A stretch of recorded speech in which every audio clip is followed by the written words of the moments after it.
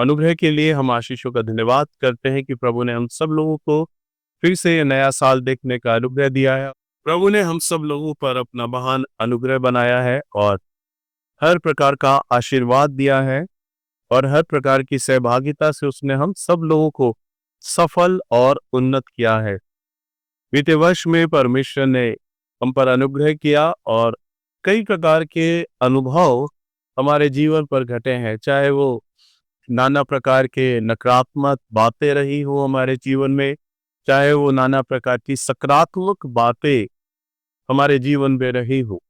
सो मनन करेंगे नए वर्ष पर कि परमेश्वर की इच्छा, परमेश्वर की मर्जी इस नए वर्ष पर हमारे लिए क्या है।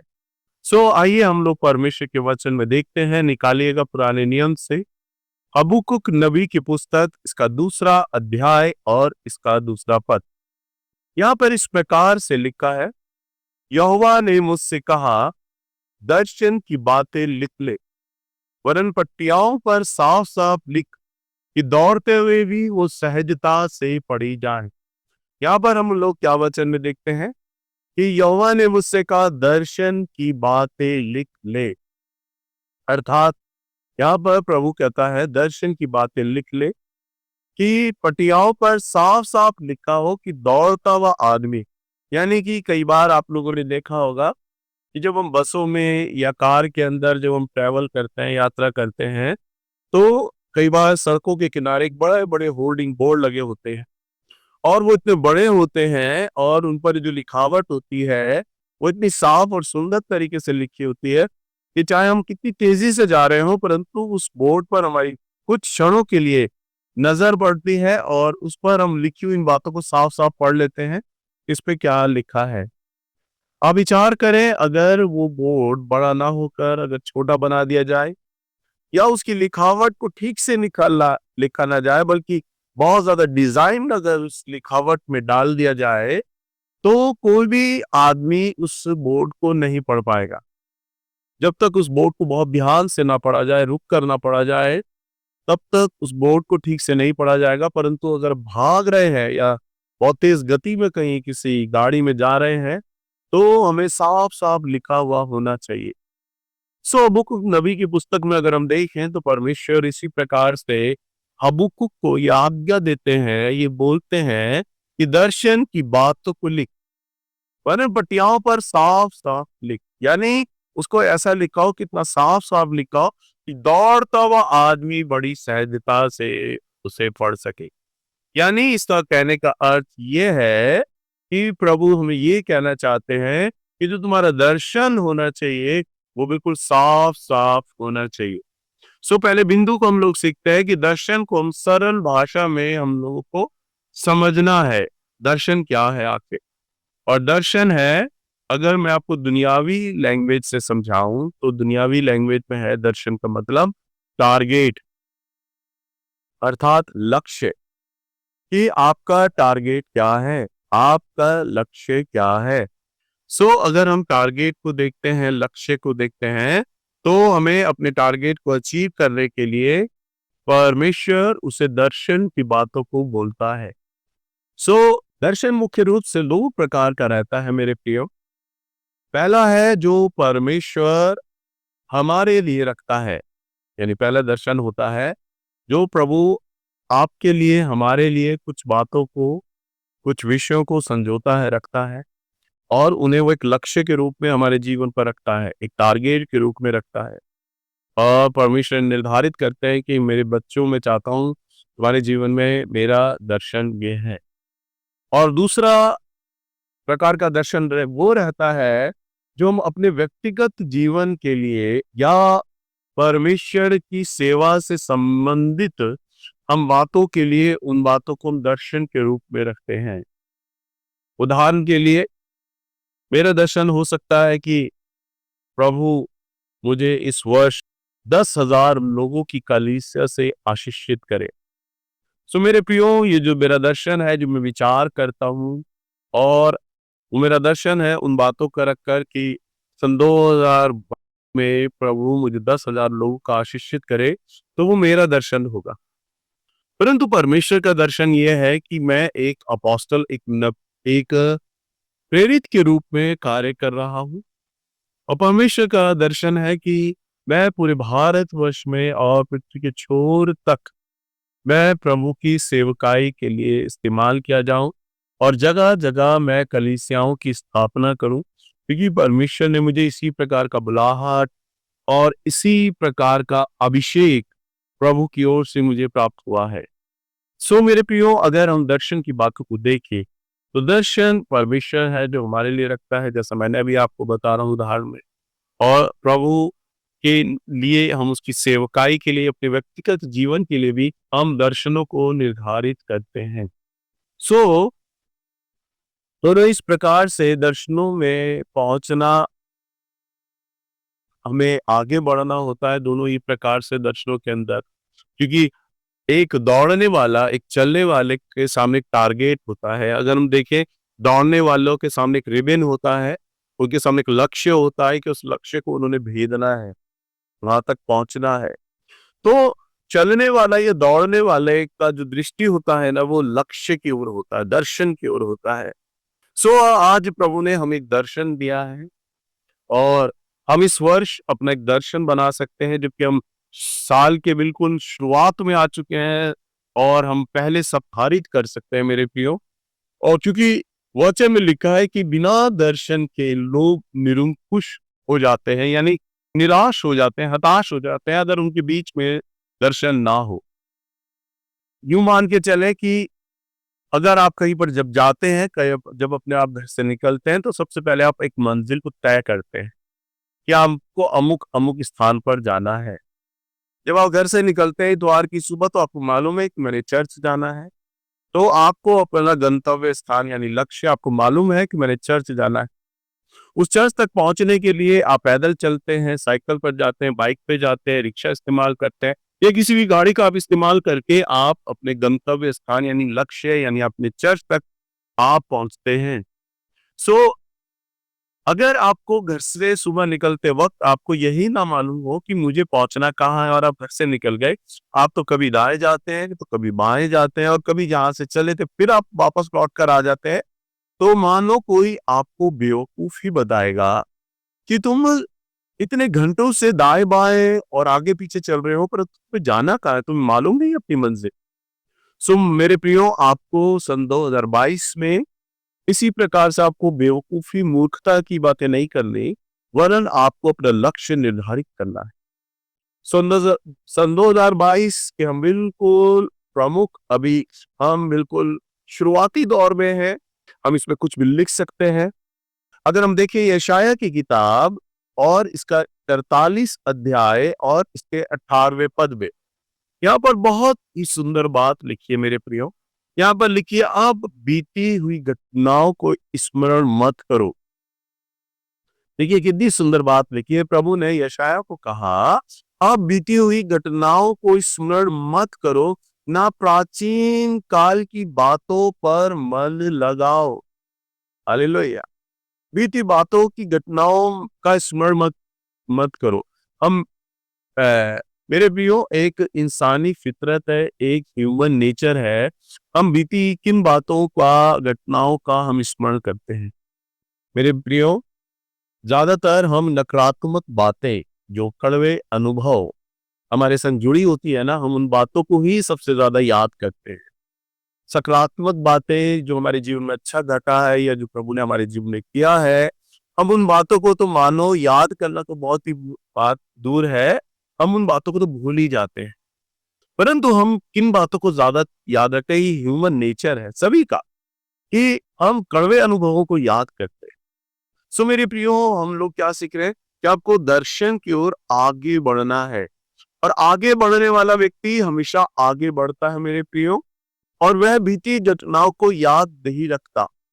अगर आप सन 2021 में जाएंगे, सन 2020 में जाएंगे और सन 2019 में जाएंगे और आप याद करेंगे मेरे सामने तो ये बातें घटी हैं, तो मेरे प्रियो, आप सन 2000 में परमेश्वर का आशीषों का अनुभव नहीं कर पाएंगे।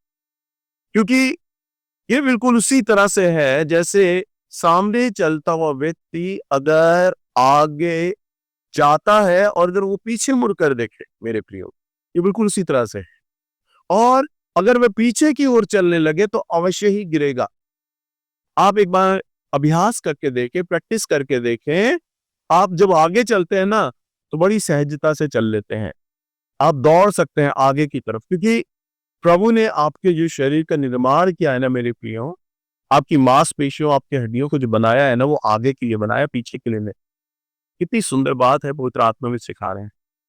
पवित्र आत्मा ने हमारे शरीर का निर्माण ही इस प्रकार से किया है कि हम आगे की तरफ बहुत तेजी से चल पाते हैं, आगे की तरफ दौड़ पाते हैं, और आगे के लिए हमें सब कुछ दिखाई देता है।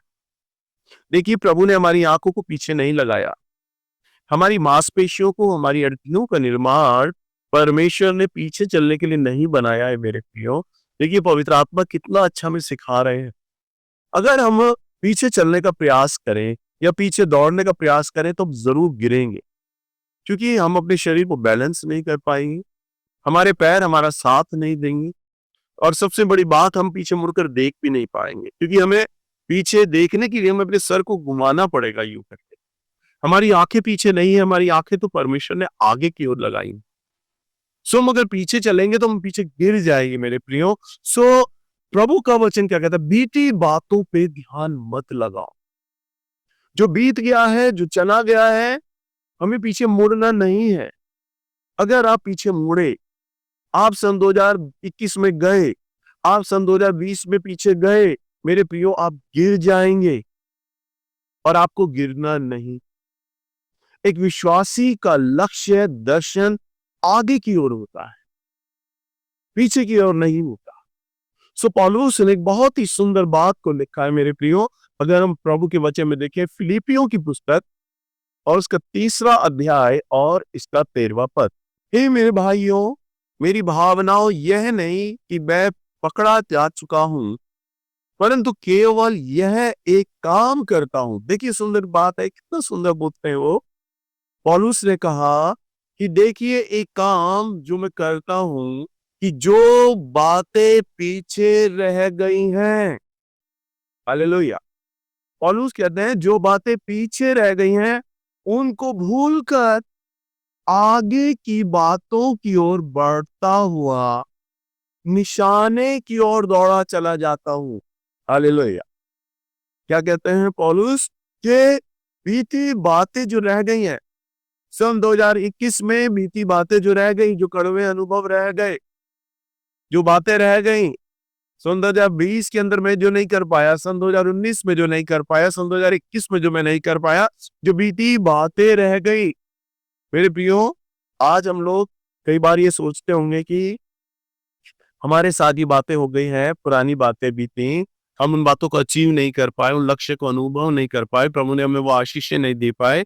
मेरे प्रियो, पौलुस भी उन परिस्थितियों से निकले, उन परिस्थितियों से निकला पौलुस, और उन्होंने अपने वो अनुभवों को बांटा और वचनों के द्वारा उन बातों को सिखाने का प्रयास किया, और लिखा अपनी फिलिपियों की पुस्तक में, फिलिपियों की पत्री में, और बोला कि जो बातें पीछे रह गई हैं, उनको भूलकर मैं आगे की बातों की ओर बढ़ता हुआ, 14 पद, निशाने की ओर दौड़ा चला जाता हूं। निशाना क्या?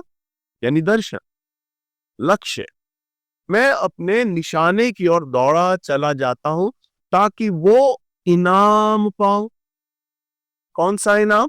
जिसके लिए परमेश्वर ने मुझे यीशु मसीह के लिए ऊपर बुलाया है। हालेलुया। देखिए मेरे प्रियो, पौलुस यहां पर क्या कहता है?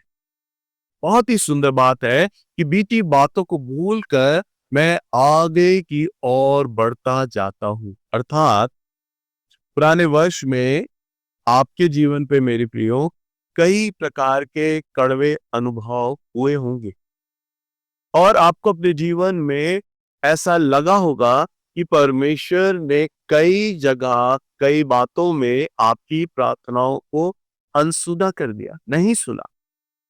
और हो सकता है जो आप आशीषों की अपेक्षा आप परमेश्वर से कर रहे थे, परमेश्वर ने आपको वह आशीषें नहीं दी। मेरे प्रिय, आपको लगा होगा कि वो प्रभु ने आपके जीवन में नहीं दिया, या आपके जीवन में कई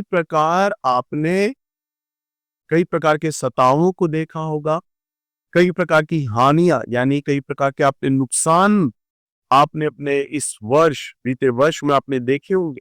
कई प्रकार के दुखों से आप बीते वर्षों में गए होंगे। बीते वर्ष में आपने कई प्रकार की बीमारियों को भी भोगा होगा मेरे प्रियो। और संभव है आपके रिश्ते भी मेरे प्रियो बीते वर्ष में खराब हुए होंगे। आपके जीवन में पिछले वर्ष बहुत कुछ नकारात्मक घटा होगा और मेरे प्रियो उसकी कड़वी यादें आपके आज हृदय में होंगी। आपको क्या लगता है मेरे प्रियो? परंतु आपको क्या है, एक विश्वासी के समान आपको निशाने की ओर दौड़ना है। आपको रुकना नहीं है मेरे प्रियो। आपको आगे लगातार चलना है मेरे प्रियो। आपको रुकना नहीं है। फिलिपियों की पुस्तक में 3 अध्याय 14वें पद में पौलुस ने क्या कहा? मैं निशाने की ओर दौड़ा चला जाता हूं ताकि मैं उस इनाम को पाऊं जिसके लिए परमेश्वर ने मुझे यीशु मसीह के ऊपर बुलाया है। हालेलुया! कितनी सुंदर बात है जब एक विश्वासी है और पिछली बार प्रभु ने हमारे जीवन पर इस प्रकार के अनुभवों को आने दिया। एक विश्वासी को परमेश्वर पर मेरे प्रियो पूर्ण भरोसा रखना चाहिए और उसे हर सकारात्मक और विशेषकर नकारात्मक बातों को स्वीकार करने का हृदय होना चाहिए। मेरे प्रियो, हम अपने जीवन में सकारात्मक बातों को तो बहुत जल्दी एक्सेप्ट कर लेते हैं, स्वीकार लेते हैं। प्रभु अगर हमें चंगाई दे, हम उन बातों को स्वीकार लेते हैं। प्रभु हमें बढ़ाए, हम उन बातों को भी स्वीकार लेते हैं। प्रभु अगर हमें धन का आशीष दे, हम उन बातों को भी स्वीकार लेते हैं। और प्रभु अगर हमारे लिए अच्छा बोले, अच्छी भविष्यवाणियां करें, हम उन बातों को स्वीकार लेते हैं। परंतु हमारे विश्वास की परख मेरे प्रियो कब होती? जब नकारात्मक कुछ घटे हमारे जीवन। अब विचार करें, अभी मैंने आपके सामने क्या बोला कि आपने बीमारियां देखी होंगी, नुकसान देखे होंगे, कड़वे अनुभव हुए होंगे, आपके रिश्ते खराब हो गए होंगे, आपको हानियां पहुंची होंगी, आपका पैसा खराब हो गया होगा। ये सारी नकारात्मक बातें हैं। और जब जब आप इन नकारात्मक बातों से मेरे प्रियो होकर गुजरे होगे, वही वो स्थान था जहां आपको अपने प्रभु पर भरोसा दिखाना था। मेरे प्रियो, सकारात्मक पहलू में तो हर एक व्यक्ति प्रभु को धन्यवाद ही देता है, प्रभु की बड़ाई करता है। परंतु नकारात्मक वह स्थान होता है जहां पर आप प्रभु के लिए आप गुणगान कर सकते हैं मेरे प्रियो। अगर हम अय्यूब की पुस्तक में देखें, अय्यूब ने कहा, जब परमेश्वर ने मुझे बढ़ाया, जब परमेश्वर ने मेरे लिए भला किया, तब मैंने परमेश्वर का धन्यवाद दिया। अगर आज दुख मेरे जीवन पर आया है, तो क्या मैं परमेश्वर का धन्यवाद ना दूं? क्योंकि प्रभु ने मुझे सुख दिया है। अगर दुख आया है तो इसमें क्या बात है? क्या मैं उस दुख में भी प्रभु को धन्यवाद ना दूं? हालेलुया! देखिए, अय्यूब कितनी सुंदर बात कहते हैं। बीते वर्ष में मेरे प्रियो, मेरे जीवन में भी कड़वे अनुभव हुए हैं। मैं कोरोना की महामारी से जूझा, बीमार हो गया, मृत्यु शैया पर चला गया, बिल्कुल डेथ बेड पर चला गया। मेरे परिवार के सभी लोगों को कोरोना हो गया और हमें बीमारी से होकर हमें गुजरना पड़ा, पैसे के नुकसान से होकर गुजरना पड़ा। तो क्या हम प्रभु को आज कोसे? मगर मेरे प्रियो, मैं बीमारी के बिस्तर पर भी था ना, मैं अपने प्रभु को धन्यवाद दे रहा। शैतान लगातार मुझे बोलता था कि अब तू मर जाएगा, अब तू जीवित अपने घर नहीं जा सकता है, अब तू सेवा नहीं कर सकता है, तेरी सेवा तो देख समाप्त हो गई है, तेरी कलीसिया ने तुझे छोड़ दिया, तेरे परिवार के लोगों ने छोड़ दिया, सब कुछ तेरा जाता रहा है।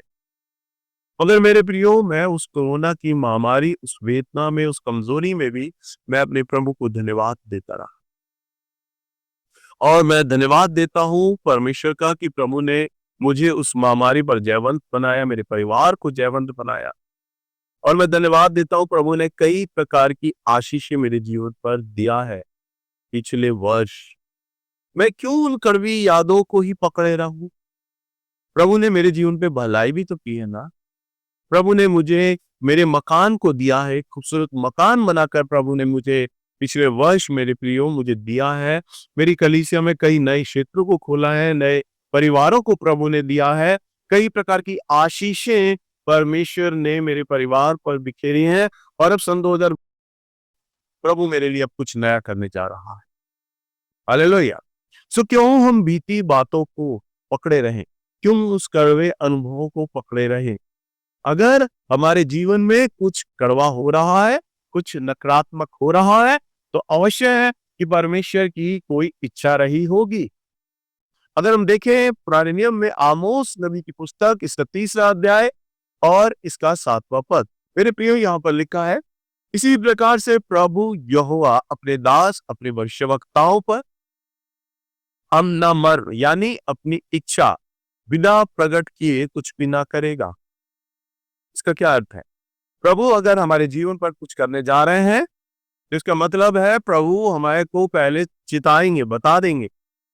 मेरे प्रियो, मुझे जब कोरोना होने को था ना, मैंने लोगों को बताया था कि मुझे कोरोना होने वाला। प्रभु ने मुझे चिता दिया, बता दिया। आमोस 3:7 के अनुसार बिना मर्म प्रकट किए वो कुछ भी ना करेगा। क्योंकि अगर हम परमेश्वर की, मेरे प्रियो, संतान है, तो परमेश्वर अपने वचन आमोस 3 के अनुसार कुछ भी नकारात्मक घट रहा है तो अवश्य ही परमेश्वर की योजना है, वह हम पर बताएगा अगर हम उसकी संतान हैं। अगर हम उसकी संतान नहीं और घट रहा है, तो मेरे प्रियो, कहीं ना कहीं हमारा प्रभु के साथ संबंध अच्छा नहीं है। हमने परमेश्वर की आज्ञा को तोड़ दिया है और परमेश्वर के सामने हमने बलवा किया है। और अगर हम पुराने नियम में देखें, इस्राएली लोग जब जब बंधुआइयों में गए हैं, जब जब उन्हें घात किया गया है दूसरी प्रकार की जातियों से, तब तब उन्होंने परमेश्वर के सामने बलवा किया है। परमेश्वर के आज्ञा अनाज्ञाकारिता बने हैं, वो प्रभु की आज्ञाओं को तोड़ा है, तब तब वो बंधुआई में गए। सो बंधुआइयों में कब जाते हैं? जब हम प्रभु की आज्ञाओं को तोड़ते हैं, हम जब प्रभु के सामने बलवा करते हैं। अगर हम परमेश्वर की संतान हैं और अगर हमारे बीच में प्रभु कुछ नुकसान बातों को ला रहे हैं, तो वो हमें चिताते हैं, हमें बताते हैं। मेरे हालेलुया। सो हमें पता चलता पाता है कि परमेश्वर ने हमारे जीवन पर ये क्यों किया है। सो हम एक और वचन को देखेंगे, इब्रानियों की किताब, इसका 11 अध्याय और इसका 13 पद। वे सब विश्वास की दशा में मरे। कौन लोग मरे? देखिए, वे मूसा मरा विश्वास की दशा में, हनोक मरा विश्वास की दशा में, याकूब मरा, अब्राहम मरा, सभी लोग विश्वास की दशा में मरे। बहुत सुंदर बात लिखी है, वो सब विश्वास की दशा में मरे और उन्होंने प्रतिज्ञा की हुई वस्तुएं ना पाई। देखिए कितनी सुंदर बात। प्रभु ने वचन में लिखा है, वो सब विश्वास की दशा में मरे और उन्होंने प्रतिज्ञा की हुई वस्तुएं ना पाई, पर उन्हें देखकर दूर से आनंदित किया। देखिए कितना सामर्थ्य वचन है। मेरे ये वचन मेरे हृदय के बहुत करीब है, मुझे बहुत अच्छा लगता है ये वचन। सभी लोग कहें आमीन, दोबारा से कहें आमीन। मेरे प्रिय, बहुत सुंदर बात है।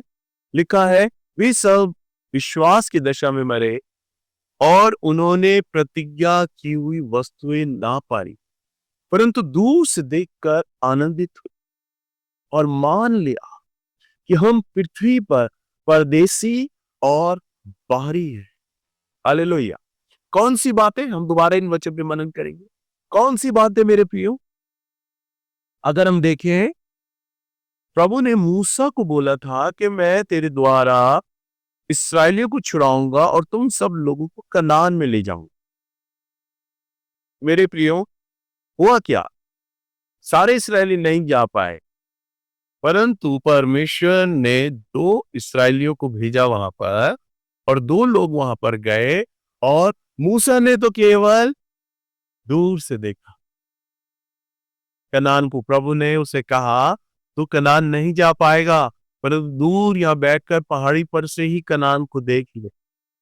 सबको भेजने वाला मूसा मिस्र के द्वारा सब लोगों को छुड़ाया। प्रभु के संग संग वो बना रहा 40 साल, विश्वास योग्य बना रहा। मेरे प्रियो, वहां पर लिखा है वचन में कई जगह, मूसा परमेश्वर का मित्र था।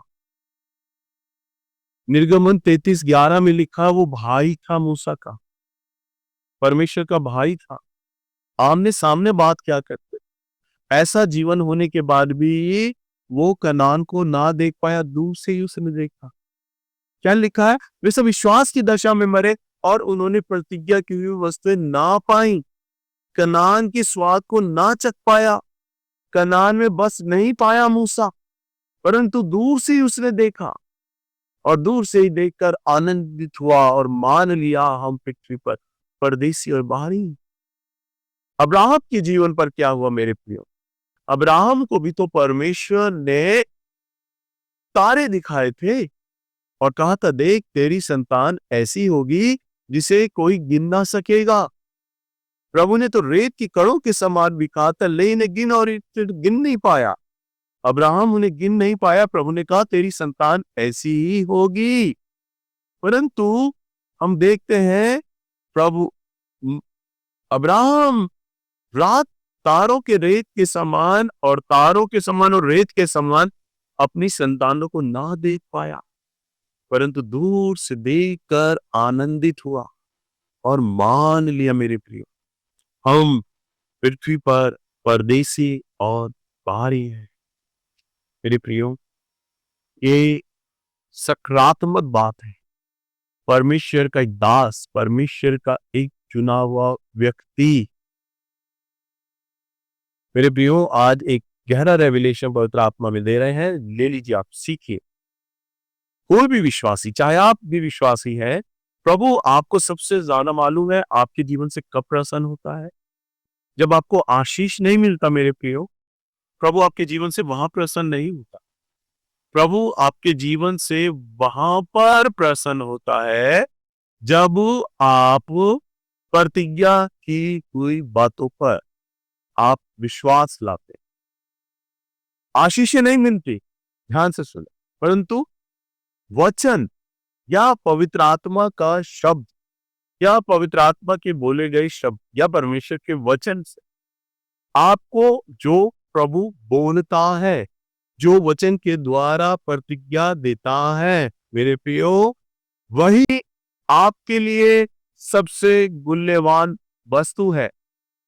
जब ना आप आशीष को देखकर वरन उसकी प्रतिज्ञाओं पर विश्वास ही कर लेते हैं ना और आनंद कर लेते हैं, तो परमेश्वर आपके भीतर मेरे प्रियो अब्राहम और मूसा को देखता है। क्योंकि देखिए, आशीष को पाकर तो आनंदित सभी होते हैं, परंतु जो परमेश्वर की प्रतिज्ञाओं को धारण कर लेता है अपने जीवन में और ऊपर विश्वास कर लेता है, वचन में कितना सुंदर बात लिखा है, उन्होंने प्रतिज्ञाओं पर आनंदित हुए और मान लिया। उन्होंने आशीषों को नहीं देखा, परंतु उन्होंने मान लिया कि वो पृथ्वी पर परदेसी हैं और बाहरी हैं। यानी हमारा ये पृथ्वी पर रहना या पृथ्वी की आशीषों को प्राप्त करना इतना मूल्यवान नहीं है जितना हमारा वो नए यरूशलेम में, यानी हम तो स्वर्गीय व्यक्ति हैं। हम इन संसार में हैं, परंतु फिर भी संसार के नहीं हैं मेरे प्रियो।